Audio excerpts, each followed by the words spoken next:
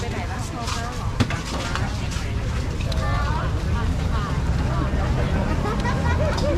กันเอง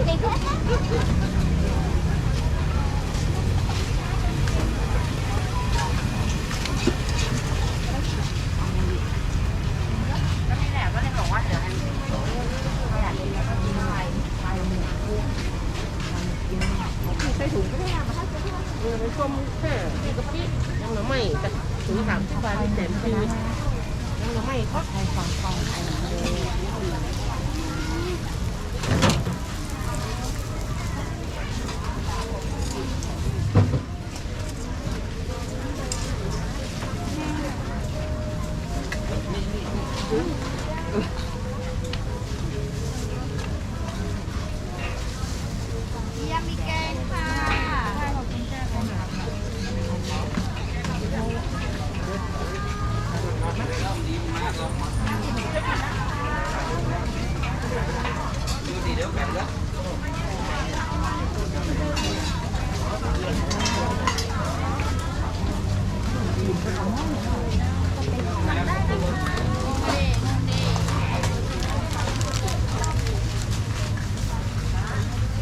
น้ำพริกกากหมูน้ำย้อยน้ำพริกมะแขวนสมุนไพรน่านจ้า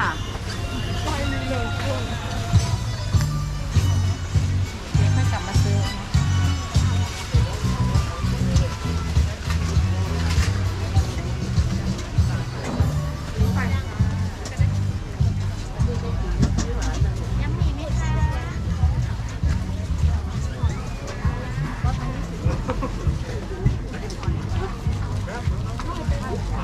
ไม่ลองกินนี้ก่อนเหมือนกันใช่ไหมที่ใส่เบอร์เอ็มนี่ละเบอร์เอ็มมีข้าวต้มปลาทู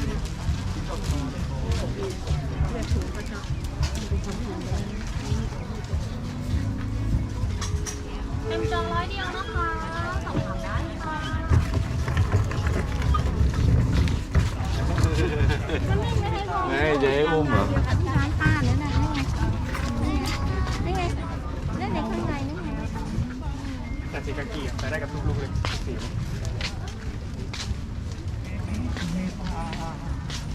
เนี่ยคุณล่าดูมาเดินเดินเขาบอกพวกที่นี่เดินตอนนี้คือสีคำสีแล้วจากที่เคยโดนให้พ้นความสุขฐานะที่ยังหลงตัวพ่อรวยยอดช่วย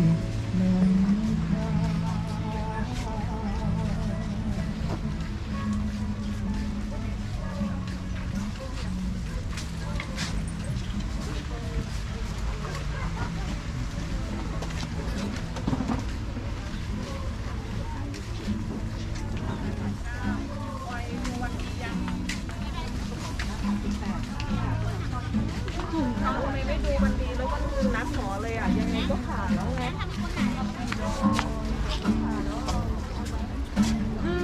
ไม่เคยยอมใครเพราะว่ารักเธอทั้งหัวใจอะไรก็ยอมไปละ50 บาทจ้า50 บาทเลยจ้านี่50นะคะ3ไป100เลยค่ะแล้วเอาแบบไหนอันนี้ไม่มีไซส์อ่ะ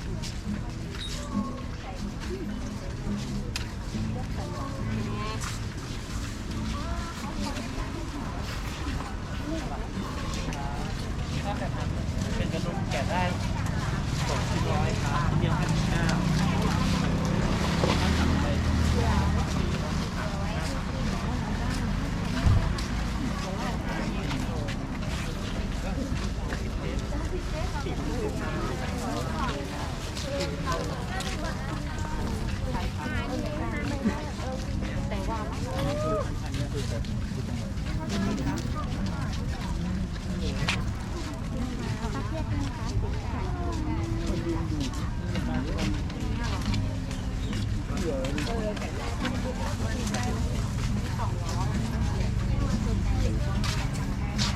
แต่แม่จะใส่ได้ไหมใส่ที่ค่ะ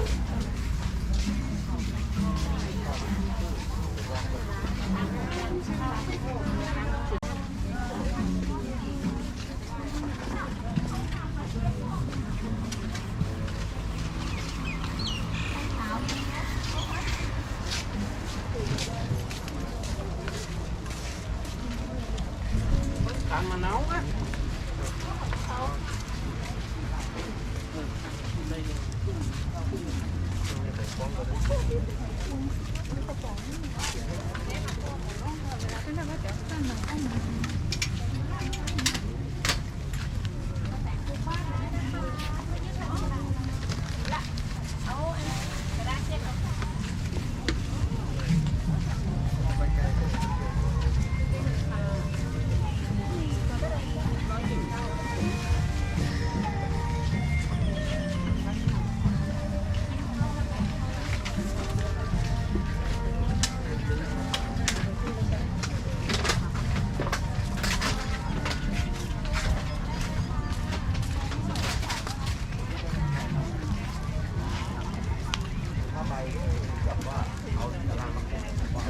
เราไม่กินหมกเปี๊ยะที่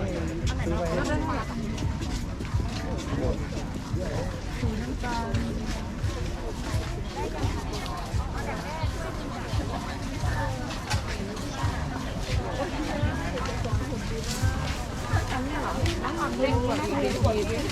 จะเล็กนะ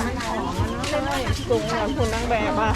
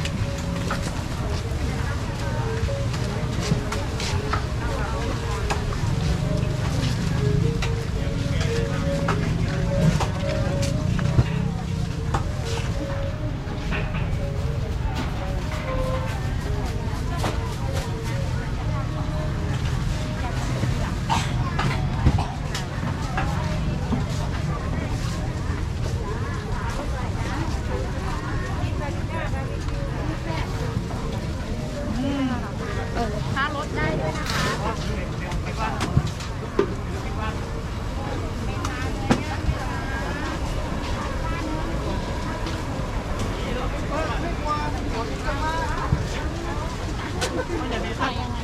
15 บาทครับอันนี้สวนไหน